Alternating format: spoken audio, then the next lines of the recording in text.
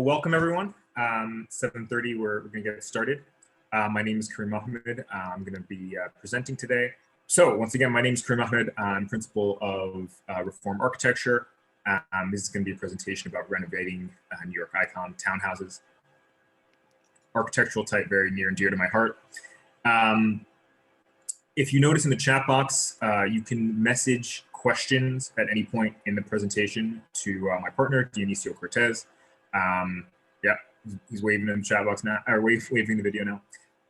We're going to hold all the questions to the end, and Dionisio will act as a moderator. He's basically going to, we imagine there's going to be a lot of similar questions. So if your question isn't exactly asked exactly verbatim, it's because someone else had a similar one. He's kind of making it into one, so we're not too redundant.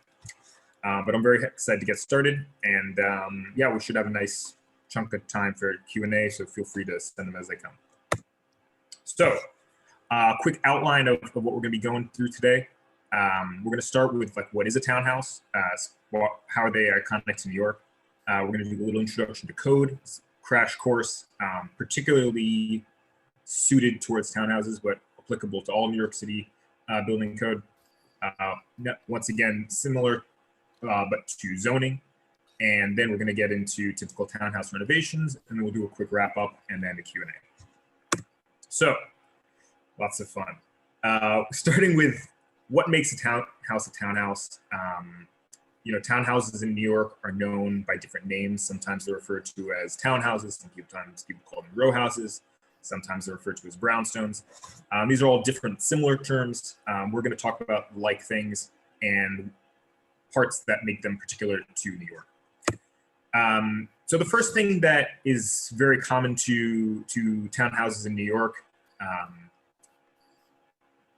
that are not common to other townhouses is your stoop. This is kind of more of this front-facing social side of a townhouse.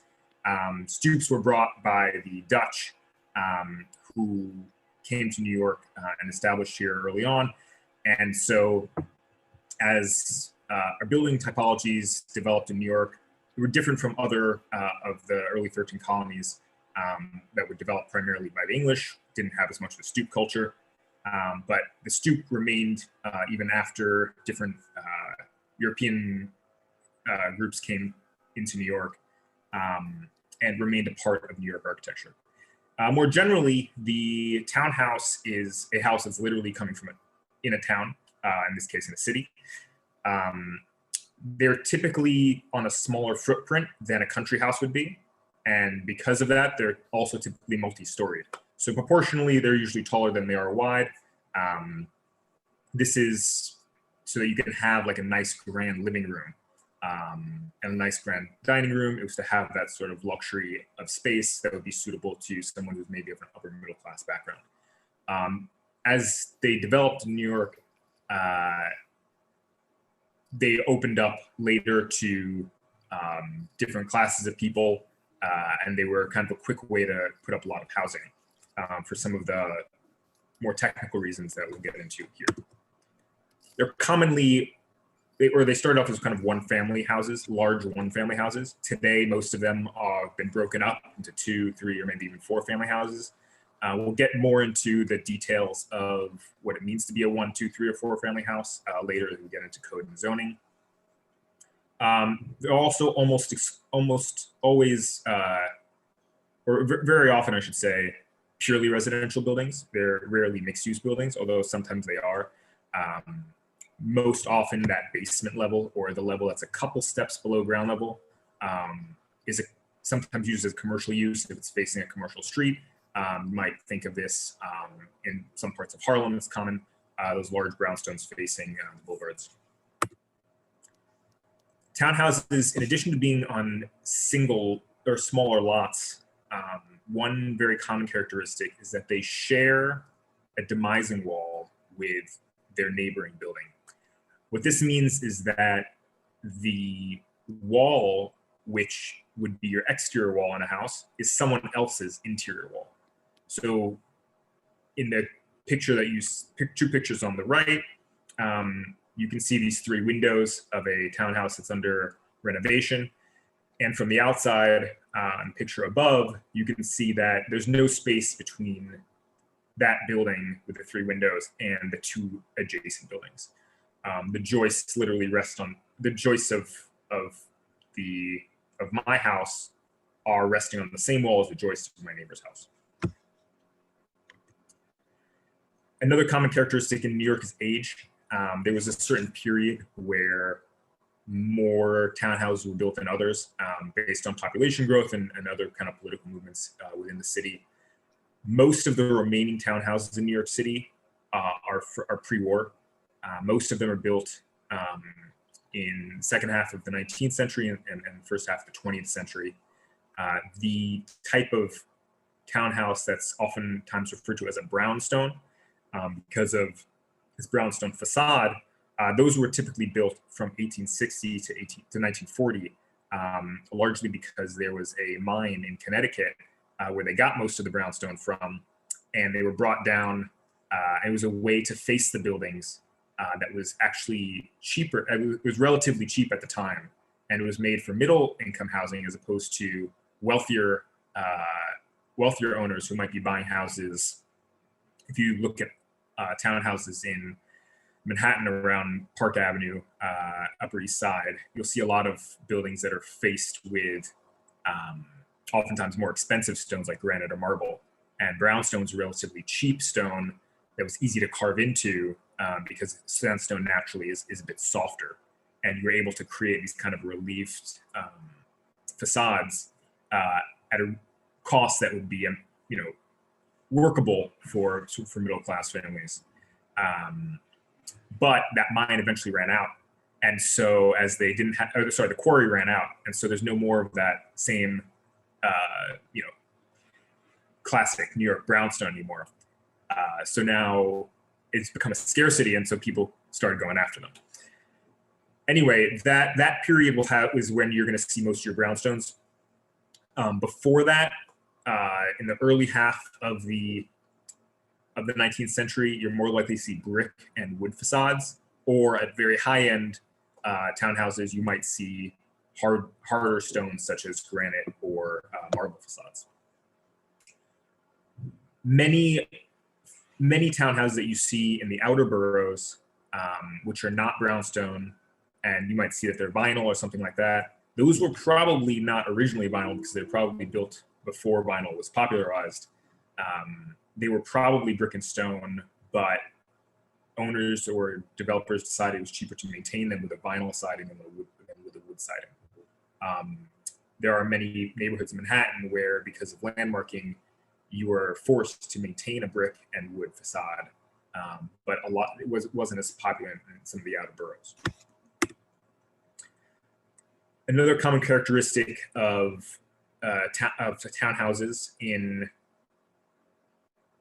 New York City is that they do not fit exactly with contemporary codes and zoning. They kind of have to square a circle here. We're going to talk about grandfathered zoning statuses, grandfathered code situations later in the presentation, but because of their age, many of them are not conforming or have certain quirks to them that don't exactly fit the zoning district and contemporary codes. There are other zoning issues that are also special to many townhouses. Many are now located in special zoning districts. Many of them may be either landmarked individually or in a landmark historic or scenic district, which adds a little bit more complexity and burden to homeowners. So like I said, if you have any questions about those, I would say more exciting before we get into the technical stuff, or more fun topics regarding the brownstones, please send those questions to Dionisio. We're going to start getting into a little more of the technical stuff with the New York City Building Code. So we're talking about renovations here, and the first thing I'd like to start off with is what is not a renovation. And the reason that's important is because when we talk about things that are renovations, it means that it's something that you'll have to file with the Department of Buildings. It's something that you will have to get, a licensed contractor for, something that you'll have to get a licensed professional, either architect or engineer for. There are a lot of things that you can do without those professionals, And so let's just get those out of the way first. So the first points are types of renovations that are generally considered more cosmetic by the Department of Buildings and other regulatory agencies. So the first is plastering and painting existing walls. You're not taking down a wall, you're not putting up a new wall, you're just fixing up what's there. Generally speaking, you're not really triggering any renovation laws here. The next part is cabinetry. If you have, a kitchen cabinetry, this is a very popular question. It's like, do I have to get a permit? In New York City, you do not have to get a permit if you're just renovating cabinetry or other kind of fitted finish work. So for instance, a mantle place or something like that. If you're not touching any structural elements, if you're not touching any mechanical elements, you're just taking away or adding these sort of cosmetic elements, those are not considered renovations in New York. Another one, generally you do not have to file for reflooring. The only exception there is if there are flooring materials that may have lead or asbestos, or any materials that have lead or asbestos. That's always something that you want to be careful about. It might be worth approaching a design professional, even if you don't end up hiring them, just to inquire about these things, or to have someone approach a contractor to take a look at that. You don't want to be doing work with lead and asbestos, especially if you don't know all the proper precautionary moves. There is another grade of work that you can do that, or we call a scope, or a scope is a amount of work or a type of work that you can file, called a limited alteration agreement. And that's something that can be filed by a master skilled tradesperson, which is a technical term actually with the New York Building Department. And that means that you could replace or relocate a mechanical fixture, sprinkler, or plumbing fixture.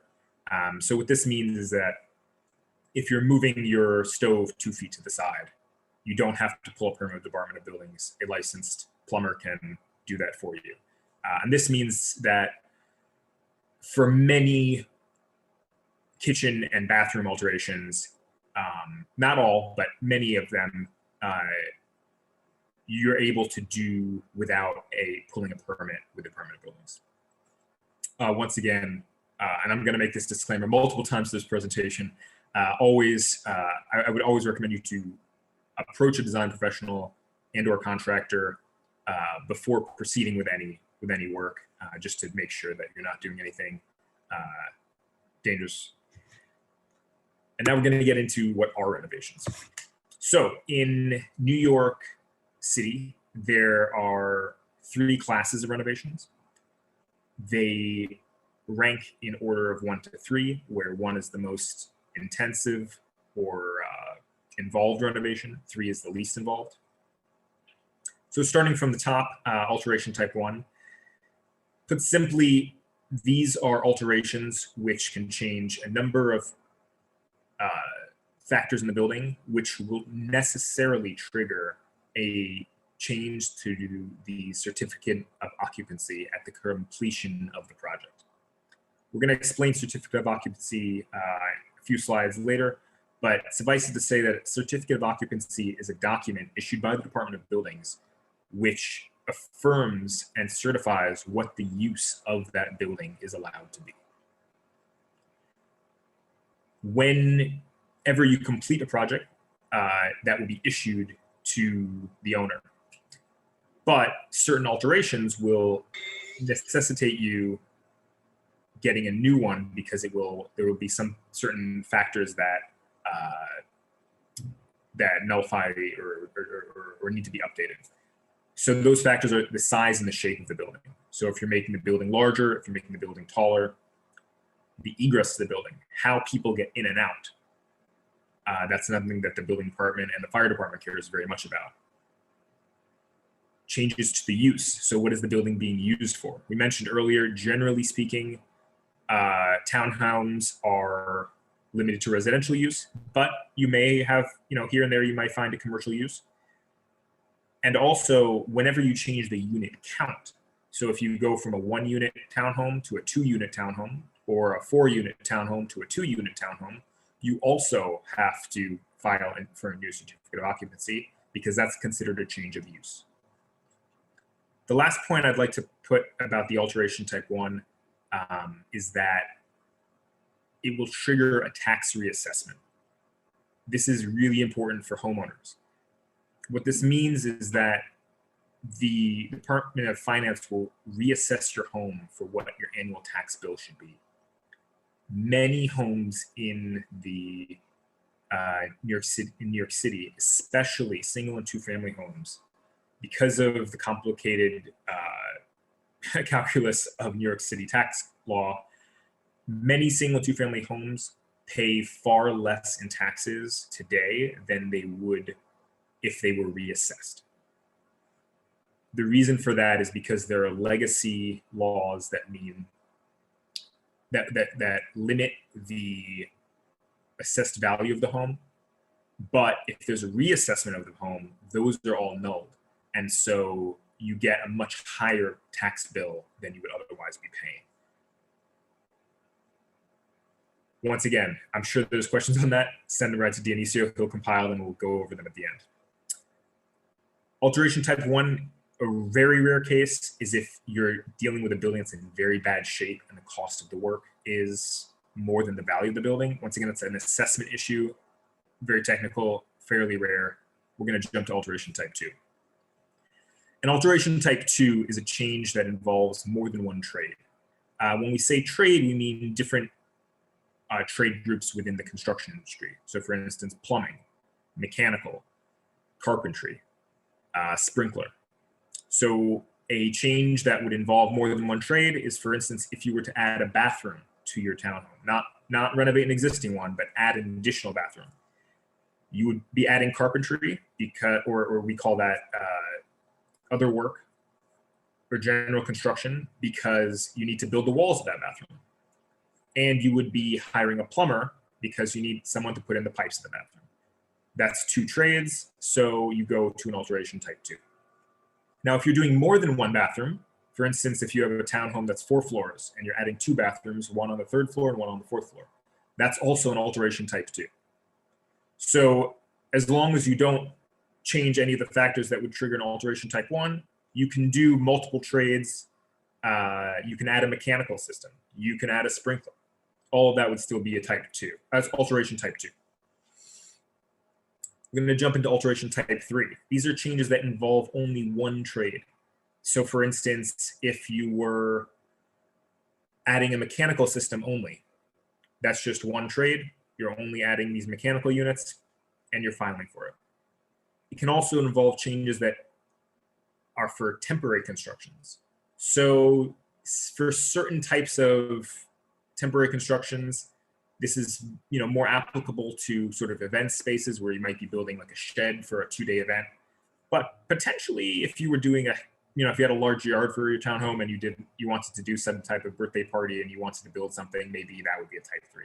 But generally speaking, an alteration type 3 in the context of a townhome would probably be adding a fixture or two in a kitchen, or adding a mechanical system. It could be adding a bedroom if you were just adding carpentry or just putting in walls. But most likely, renovations that you do to the townhome are probably going to fall into the type 2, alteration type 2. I've done a little flow chart if you need help understanding the last slide. I know it's a lot of technical information.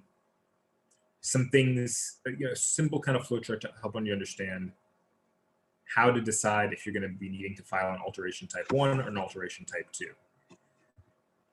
The first step to start with is to see, is there a certificate of occupancy on file? You can find this on Department of Buildings website. It's public domain. It's a little bit it's not the most user-friendly website, but the certificate of occupancy, once you enter the address, is always in the top right corner. It's fairly easy to find. Once again, you can always approach a design professional to help you find it as well. Once you determine whether the property has a certificate of occupancy or not, then you can move to asking if the legal use is consistent with your desired use. So for instance, it's currently a townhome with 3 residential units. Do I want a townhome with 3 residential units, or do I want a townhome with 4 residential units? If I'm happy with 3 residential units, but I want to make a few tweaks in there, you're just going to say, okay, Alt 2 or Alt 3. If you say, no, I need to change the use, I need to add a 4th one, or my zoning permits me to add a commercial use on the 1st floor, you'll need to file an alteration type 1. If there's no certificate of occupancy, this is where you definitely want to hire someone in design fields to help you navigate. There are other types of evidence of occupancy. The HPD keeps records on file. There are old-fashioned records called I-cards. There are letters of no objection. These are all different terms that are harder to look up, but are recognized by the Department of Buildings for your use. Once again, if you have these evidences, if they're consistent with the desired use, you'll probably be able to get away with an alteration type 2 or type 3. The Department of Buildings might nag you a little bit about it, but generally speaking, you'll be able to get it through. If it is inconsistent, or if you cannot find this evidence, you're going to have to file an alteration type 1. If you have specific questions, once again, please direct them at Dionisio. We're going to jump into zoning. How are we doing on time? Half an hour, perfect. So, brief introduction on zoning in New York City. We're going to start by looking at a zoning map. I know it looks crazy right now. It's hopefully in about 5 minutes going to look a lot less crazy. So what is zoning? I've added the slide at the top of the slide, the official definition off of New York City Department of Planning's website. I have a simpler definition that hopefully will get through a little quicker. Zoning can be explained as the rules about what uses can be where and what size and shape those uses bulk can be. In other words, what can you do in what parts of the city and what shape can those buildings be? That's in a nutshell what zoning is. In New York City, there's 3 major types of zoning districts, and then there's a series of special zoning districts, and then there are zoning overlays. Residential zoning districts are written with an R, a number, and sometimes a number and letter suffix. Commercial, written with a C, again with a number, a letter suffix. Manufacturing, same. M with a number and then a letter and number suffix. Then there's overlays. Overlays are typically commercial overlays, and they're typically written in the same way that a commercial zoning would be written. However, on the zoning map, they're shown as a hatch. Different kinds of cross-hatching and patterns. In addition, there's over 70 special zoning districts. These are typically written as an acronym. Sometimes they have a letter or a number suffix. So for instance, I have EC4, that's an enhanced commercial district, number 4. HP is Hunts Point, and LIC, Long Island City. Usually for the more geographic sensitive special zoning districts, the acronym makes a lot of sense and relates to the geography where it's located. So going back to the same zoning map that we had on the screen a few minutes ago, we can point out our districts. So an M1-1 is a manufacturing district. An R6 is a residential district. An R6B is another type of residential district. Here you can see EC4 is an enhanced commercial district. Excuse me. At the bottom, you can see where we have C1-1, C1-2, C1-3, C1-4, etc. You can see these hatches are on their map here. So this area that has the hatch, we go back to our key, and we see there's alternating thick lines and thin lines running diagonally. So that's a C1-3, oh, pardon me. That's a C1-3 overlay. We can see another hatch over here with diagonal lines with dots, alternating thick diagonal, thin diagonal, and that's a C2-3. And you can identify all of these other hatches throughout to find which overlays we're looking at. The simple way to think about the numbers is that the lower the number is, the less you can do. The bigger the number is, the more you can do. When I say less and more, that can be in certain terms. So the two main terms that less means is it means less square footage per lot size, also referred to as FAR, or floor area ratio. So if you have an M1-1, it very likely has less area capacity on the same size lot than something that's an M3. Also, the intensity of use increases. So for instance, we have M1-1, which allows light manufacturing. M3-1 allows heavier manufacturing. We have residential districts. Most of the residential districts on this map are R6, but we have some R5. I think I saw some R4 somewhere, some R7 in the corner. In R1 districts, you can usually only build single or two-family homes. As you go up through R4, you're going towards more 4-5. As you go up through R10, then you're talking about residential skyscrapers. The same thing applies to commercial. In lower number commercial districts, you can have local service industries, and we're going to go to that in the next slide. As you get to the higher number of commercials, you can have more involved, noisier, busier commercial uses. We're going to jump to that table next. There's a great table that I recommend you take a look at if you're interested in zoning in New York City on the Department of Planning's website, and it's called the Use Groups sheet. Here you can see the name of the zoning district, so R1, R2, R3, R3 and R4, R4, R3 through R10, C1, 2, 3, all the way down to 8, M1 through 3.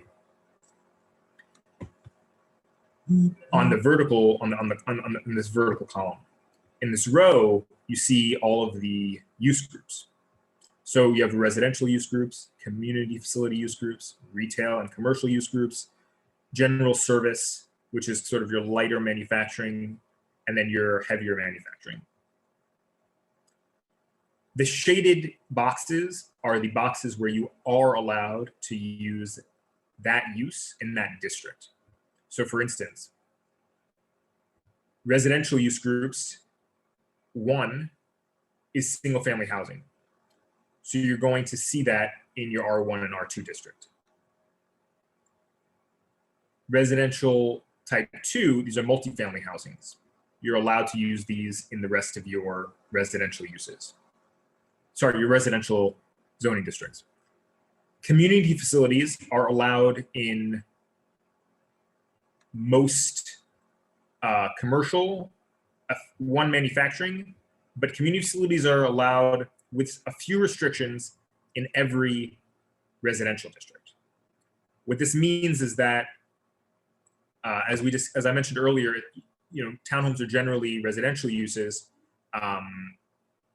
but I know that a lot of people here coming from Michele's email list and a lot of artists.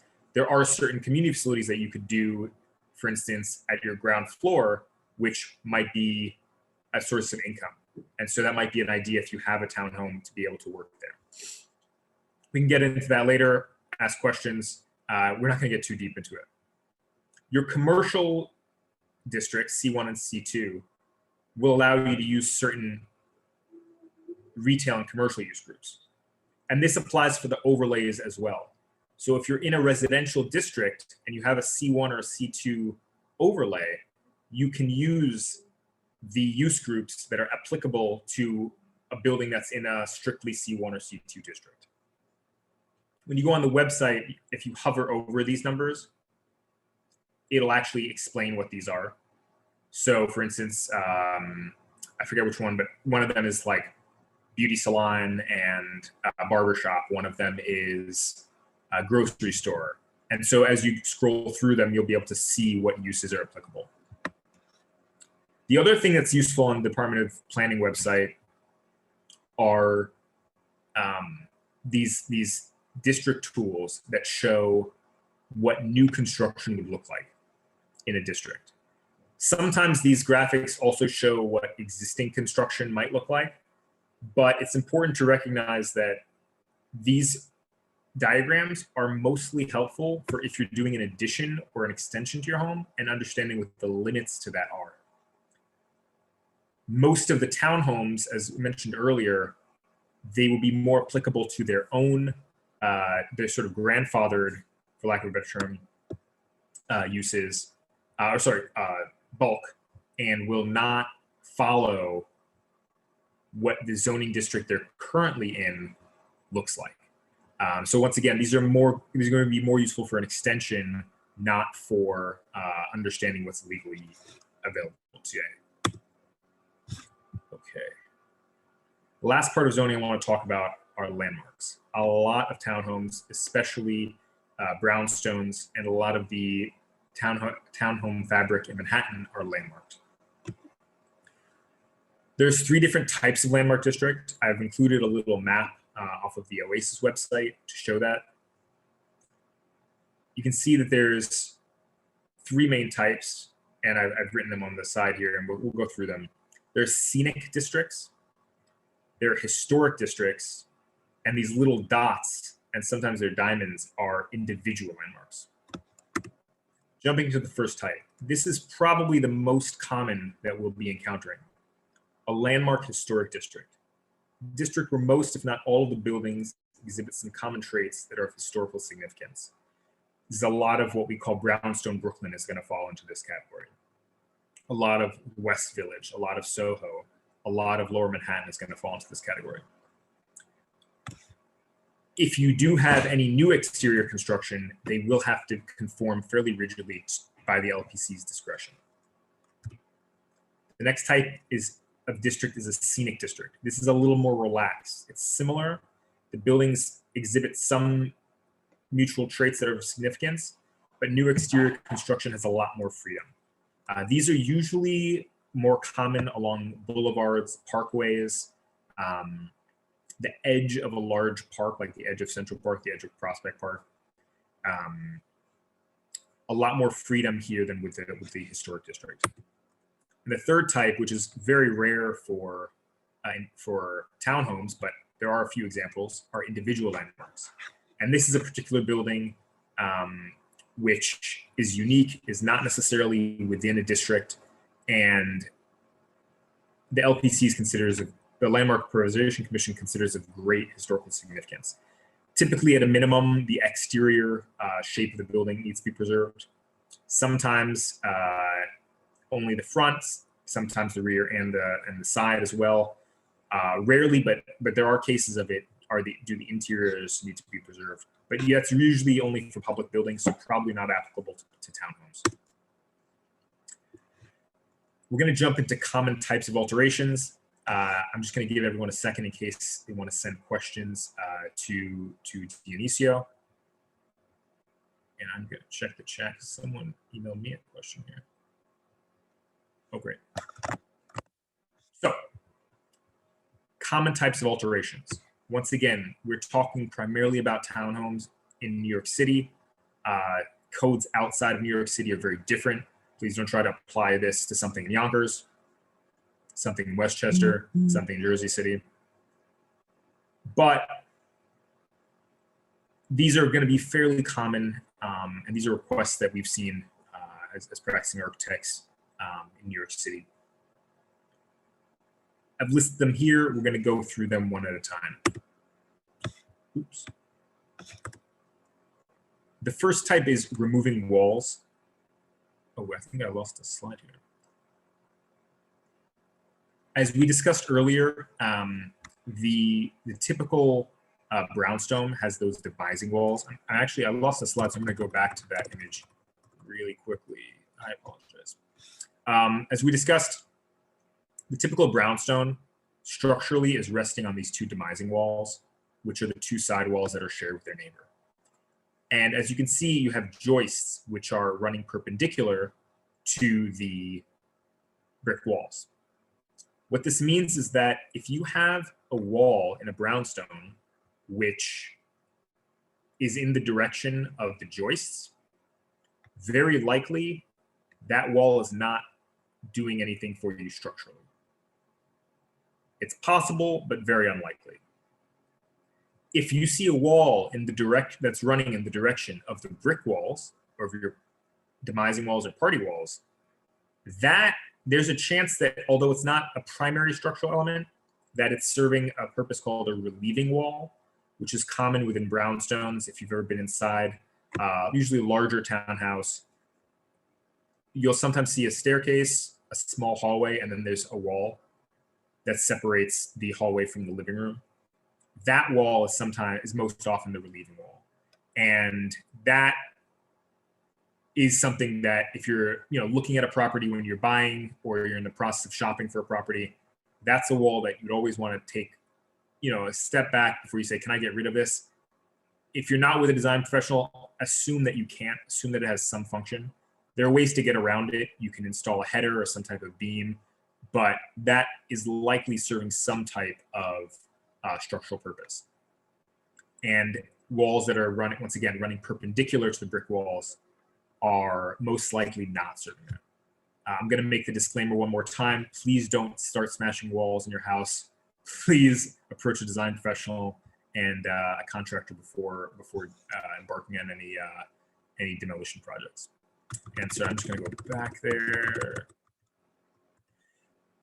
The next common request for townhomes is adding a driveway and/or a garage. Driveways and garages are, parking is hard to come by in the city. And so a lot of folks want to add a driveway with a garage. Generally speaking, although we do have that sort of historic stoop in front of the townhouse, it's usually not deep enough to accommodate parking such as this car that you see to the right. This car is currently parked illegally. This is in my neighborhood. This is on my block, by the way. So, but as you see, there's not enough space for this to be a legal parking spot. Technically, they should be inside of their garage. But in order to get permission to make a curb cut, you have to have a garage because the city won't allow you to do this legally. Generally, there are restrictions on parking spots in terms of how far it has to be from a tree or how far it can be from the next driveway. And that's something you'll definitely need to file with the Department of Buildings. I would say the one thing that you do not have to file is bicycle parking.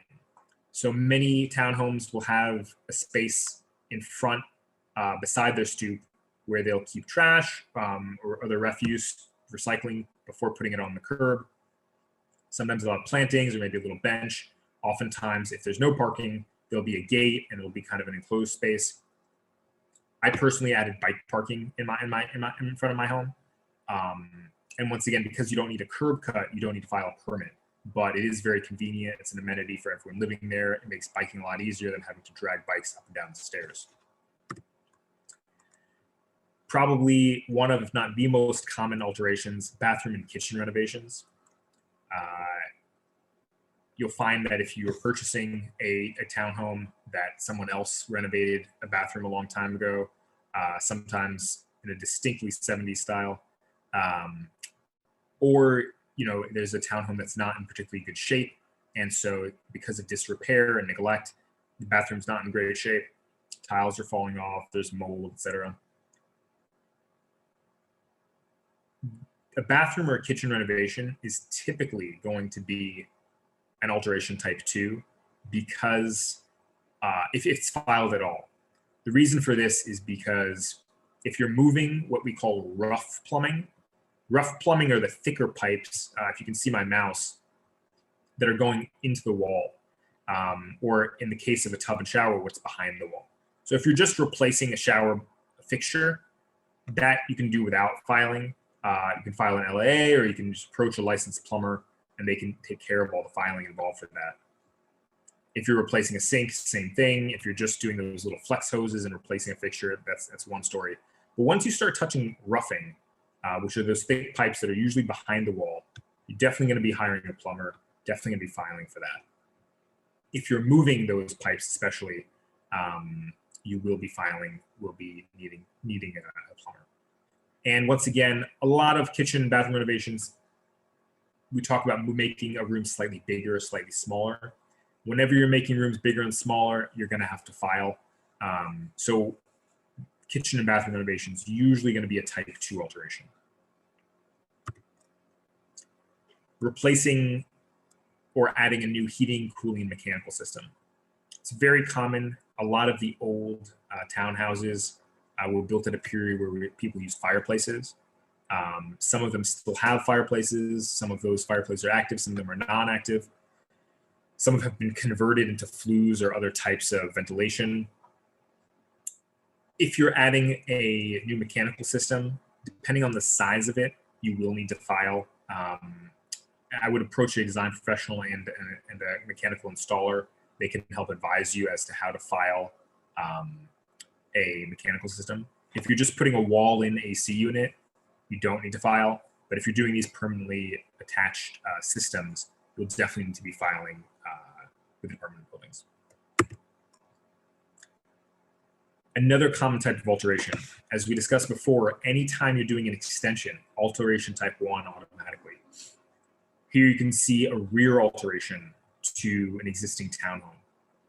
It's important, as we discussed earlier with the zoning, because many of the bulks of townhomes are actually larger or are not complying with zoning.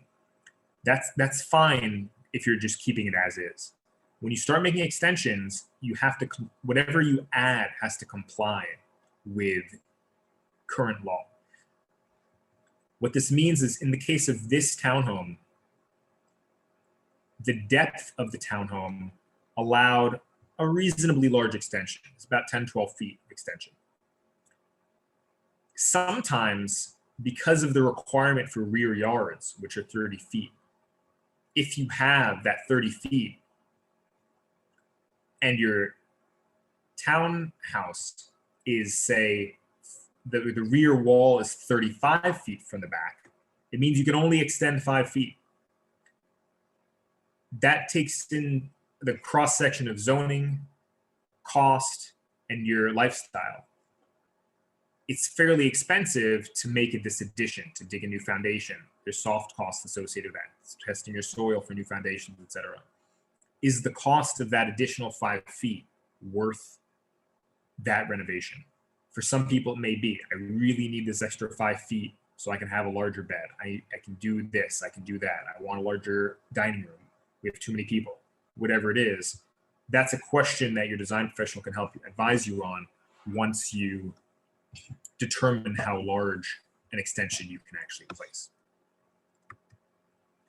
Another very common alteration in townhomes, unfinished basements or cellars.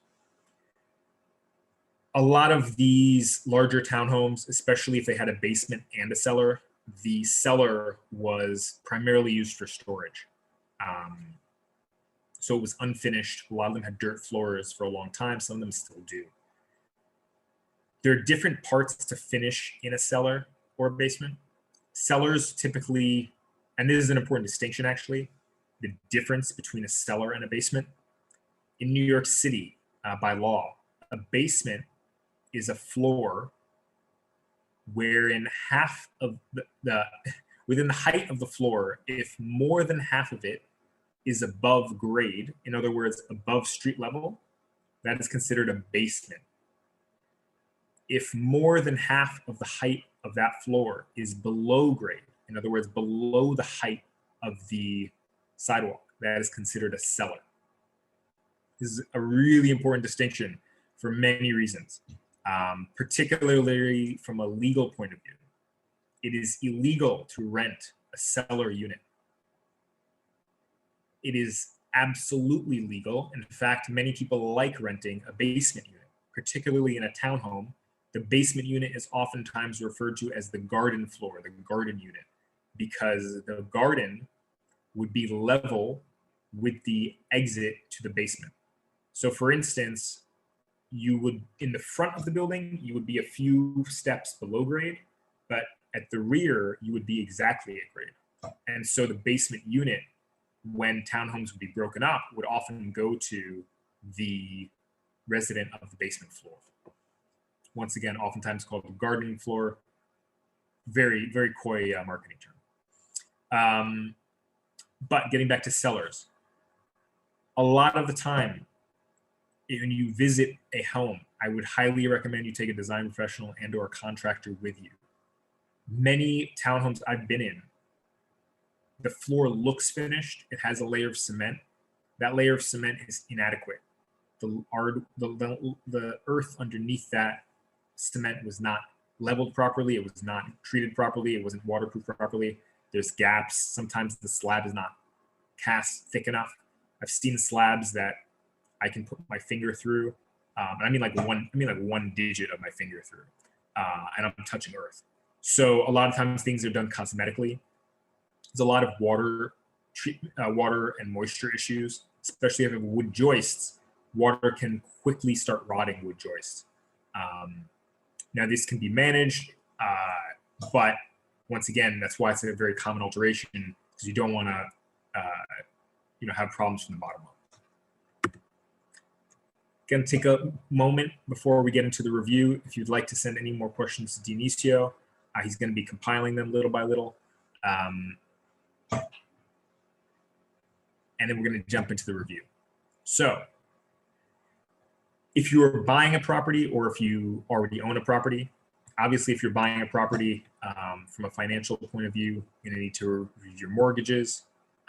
If you're buying in full, there's a cost associated with that. Or if you already own your property, we can jump right into the construction budget. We're talking about two terms. The first is hard costs. Hard costs within the building industry refer to your construction budget, how much the contractor is going to cost. Your soft costs are all of your professional costs. That could be your architect, the engineer, the surveyor, your expediter, all of the land tests, anything like that. Your construction budget and the construction cost, or the actual dollars and cents of it, is much harder to get a loan for than your property. So if you're buying a property and you have a certain amount of cash or a certain amount of money that's cash, it's wiser to, if you know that you're going to need to do work, it's better to take a mortgage on the property than on the loan, because the rates are much worse, and it's better to have cash when you're paying the contractor. I'm going to use two terms that are really important for any construction project. The first is budget, and the second is estimate. When you're at the early stages of a project, trying to determine if this project is feasible, you want to be talking in terms of budget. It is very difficult, and I say as a professional and as a person who's worked with lots of different contractors, it's very difficult for someone to look at a project and say, oh, it's going to be exactly this much. If someone says that to you, they are lying. Please, it is difficult. Please, I understand you're trying to do your project. You're trying to say, hey, can I pull this off? Do I have enough money? Am I going to be living in a construction site for a year? Can I afford to do this, etc.? I encourage you to be conservative. I use the term budget as a conservative term. What are you budgeting for? What is the max that you can do? What is the max this is going to cost? It could also be a lot less. A lot of the times when we're looking at a property that you do not own and we can't take samples, or we can't make probes and see what's inside or behind a wall or inside of a ceiling, it's very difficult to make assumptions. And we have to assume the worst because we've seen clients get burned before. So we assume that things are bad. Think about the big picture items that you want. When you're doing a budget, we're adding a new mechanical system. We're waterproofing we're finishing the basement, we're waterproofing in a new slab. The big ticket items, cosmetic points that you can do without a permit, start thinking about those as things that you can do the next day. You're going to come up with an early budget number. It's probably, if you have a good team, going to be about 20% plus or minus from what your actual cost of construction is going to be at the end of the project. It might be higher, it might be lower. When we use the term estimate is referring to a number, a cost that a contractor says based on a set of drawings or documents that an architect or engineer prepares, specifically for the purpose of estimating the cost of that project.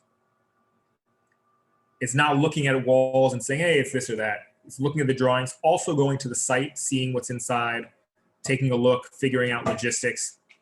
That estimate is probably within 5% of your final cost.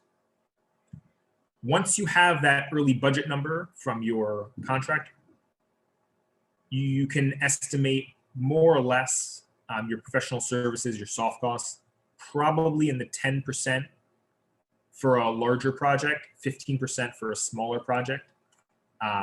When we say larger or small, I would say if your project is, if the contractor says it's more than $100,000 of renovation, go to the 10% side. If your contractor is saying it's less than $100,000, probably closer to the 15% side. And that's just because there's certain fixed costs in the construction process, which, in the filing process, which whether it's an Alt 1, Alt 2, Alt 2, Alt 3, it doesn't change that much. And so because of those fixed costs, a smaller project, there's an economy of scale, it's going to be a larger percentage of your hard costs.